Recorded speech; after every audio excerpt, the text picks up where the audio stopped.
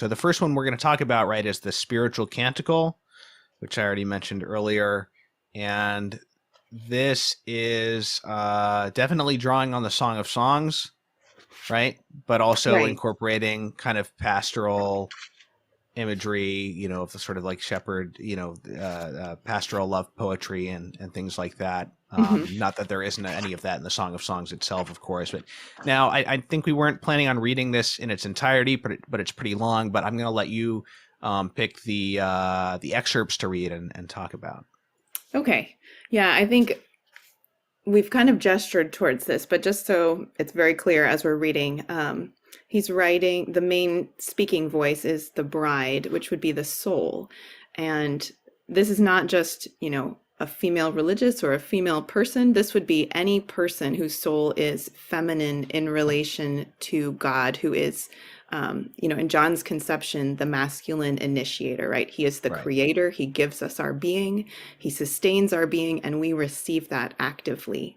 Right. John Paul II, gesturing towards the theologian Hans Urs von Balthasar, talked about this Marian principle in the church, the way that Mary, the Mother of God, was actively receptive to God.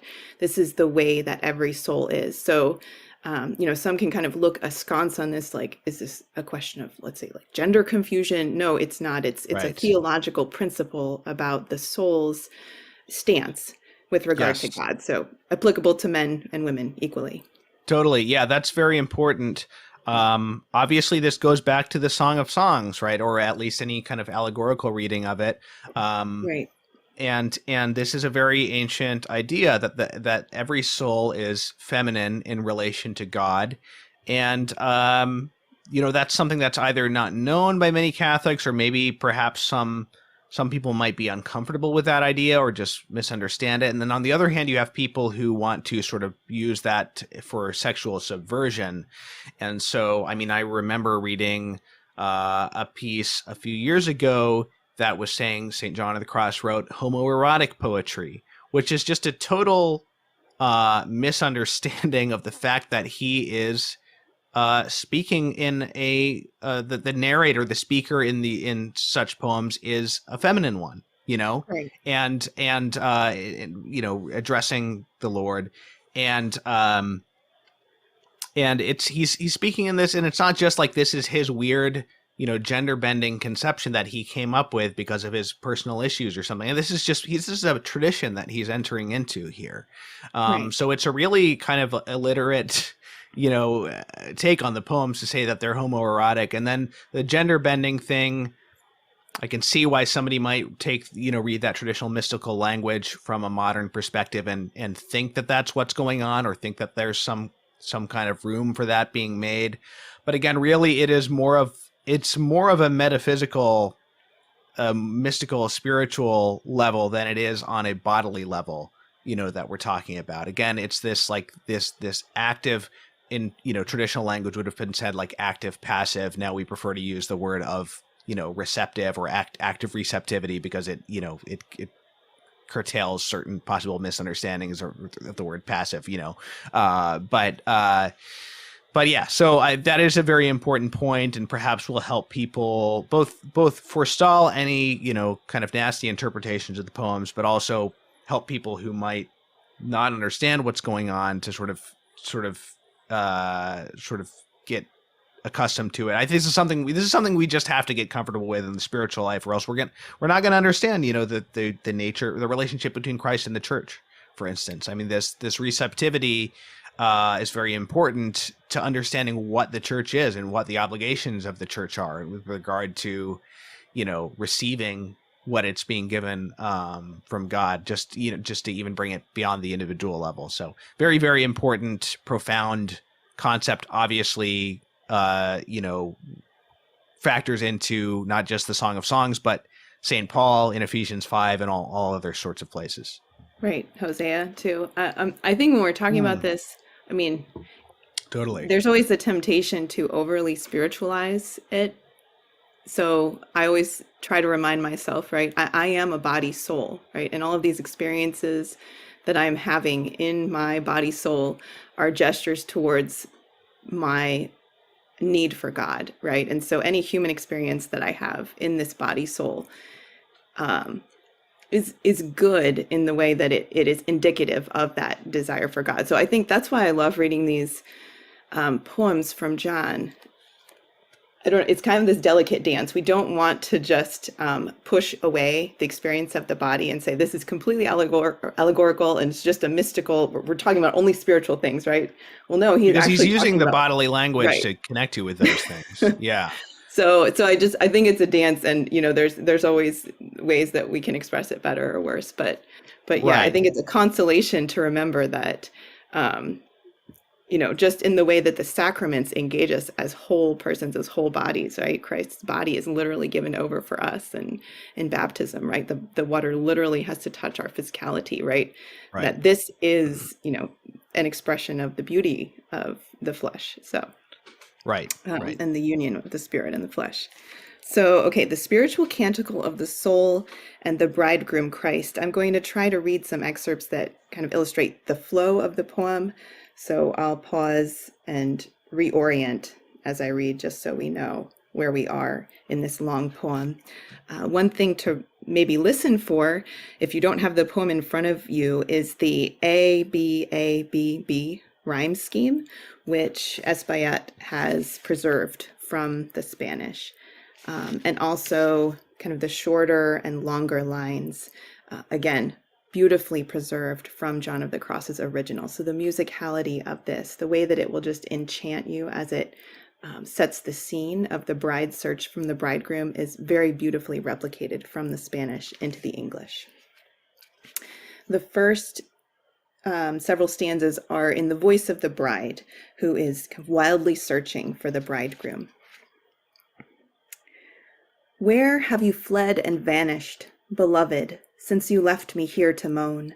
Deer-like you leapt, then banished, and wounded by my own, I followed you with cries, but you had flown. Shepherds, if you discover, going about this knoll to tend your sheep, the dwelling of that lover whose memory I keep, tell him I sicken unto death and weep. To seek him, I shall scour these trackless woods to where the rivers flow, not stop to pick a flower, not run from beasts, but go past every fort and border that I know. O forests darkly glooming, seated by my beloved's very hand, O pasture richly blooming, you flower-jeweled band, I beg you, say if he has crossed your land.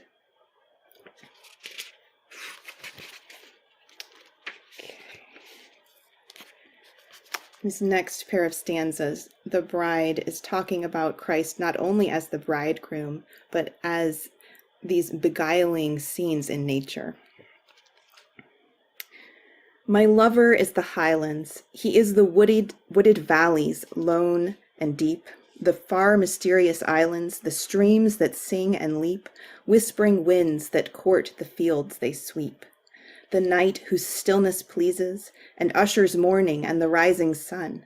Silence whose music eases, music from silence spun, and supper that delights when day is done. And then we get the voice of the bridegroom who responds to the bride, finally, and she's still searching, so this is a voice speaking to her a little bit at a distance, and then you'll see the union. Birds who fly hither lightly, you lions, fawns, and leaping fallow deer, woods, vales, and rivers sprightly, winds, waters, heats that sear, and terrors that surround the night with fear. By lyres and their soft sighing, I do beseech you by the siren's song, silence your angry crying. Halt where the walls rise strong, to keep the sleeping bride secure from wrong. The bride has come to rest in the pleasant garden's most alluring space, and at her ease to nest in her quiet leaning place within the sweetness of the groom's embrace. Under the apple boughs, there did I take you when our troth was plighted, there gave my hand and vows, and there you were requited, where once your mother was abased and slighted.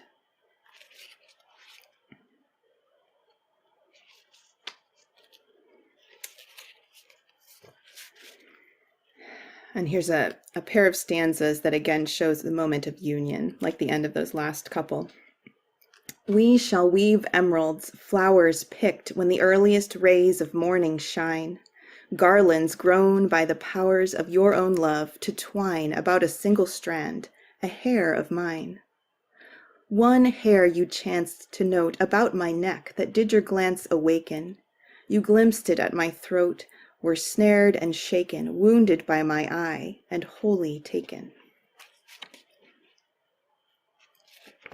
And then finally, the close of the poem. Let us find joy together, beloved. In your beauty find our looks reflected, whether on hills or in pure brooks. Let us go deep into those wooded nooks.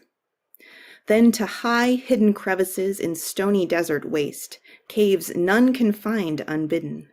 We'll go, untraced, where pomegranate wine is ours to taste. You would delight me, showing me there those things my spirit yearns to know, and later by bestowing, oh love I treasure so, what first you gave me some days ago.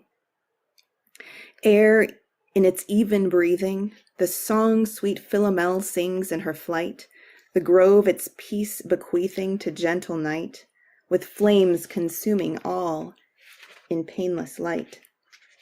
And none to apprehend it, Aminadab quite gone without a trace, the siege quietly ended, horsemen halting their race, dismounting near the waters of that place.